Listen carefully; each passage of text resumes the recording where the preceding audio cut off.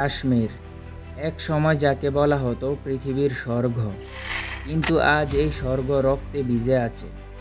কারণ সেখানে চলছে এক নীরব গণহত্যা, মুসলিমদের বিরুদ্ধে নিঃশব্দে নিষ্ঠুরভাবে। গত কয়েক বছরে কাশ্মীরে ভারতীয় উগ্র হিন্দুত্ববাদী শক্তিগুলো এমন এক চক্রান্ত চালাচ্ছে যা এই ভূখণ্ডের মুসলিম পরিচয় মুছে ফেলতে চায় তারা।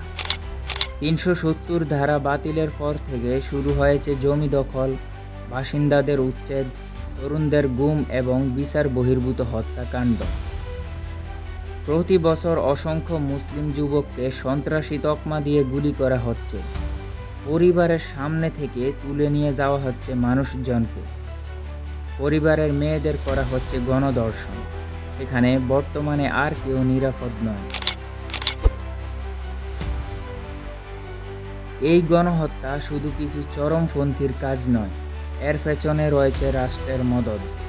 সেনাবাহিনী, পুলিশ এবং তথাকথিত মিডিয়া সবাই যেন একই সূত্রে গাঁথা। মিডিয়া মুসলিমদের দোষী সাব্যস্ত বানিয়ে জনমত তৈরি করে, আর সেনা পুলিশ সেই মিথ্যা অজুহাতে রক্ত ঝরায়। কাশ্মীরের ঘরে ঘরে আছে শোক, আছে হারানোর বেদনা, কিন্তু সেই কান্না দেশের মূলধারার মিডিয়াতে ঠাঁই পায় না, কারণ তারা মুসলিম। আন্তর্জাতিক বিশ্ব আজও চুপ। মানবাধিকার সংগঠনগুলো মাঝে মাঝে বিবৃতি দিলেও কার্যকর কোনো পদক্ষেপ নেই। আমরা যদি এখনও চুপ থাকি, তাহলে ইতিহাস আমাদেরকেও দোষী হিসেবে চিহ্নিত করবে। কাশ্মীরের মুসলিমরা আজ আমাদের দিকে তাকিয়ে আছে সাহায্যের আশায়। তাদের কণ্ঠ রোধ করা হচ্ছে। আমাদের কি কিছুই করার নেই, নাকি আমরা করছি না?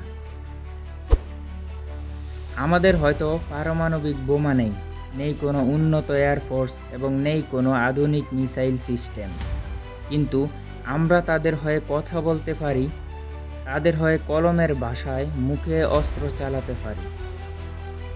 প্রিয় দর্শক, কাশ্মীরের এই বাস্তবতা লুকিয়ে রাখা হয়েছে বহুদিন। এখনও সময় আছে সত্যের মুখোশ উন্মোচনের। এই ভিডিওটি শেয়ার করতে পারেন, সচেতনতা ছড়ান এবং অন্যায়ের বিরুদ্ধে আওয়াজ তুলুন, কারণ সত্য চাপা থাকলেও একদিন সে জয়ী হবেই হবে। প্রিয় দর্শক, টেক এ লুক ইউটিউব চ্যানেলটি সাবস্ক্রাইব করে রাখুন এবং পাশে থাকা বেল বাটনটি অন করে রাখুন। সত্যের পক্ষে থাকুন, নিপীড়নের বিরুদ্ধে আওয়াজ তুলুন।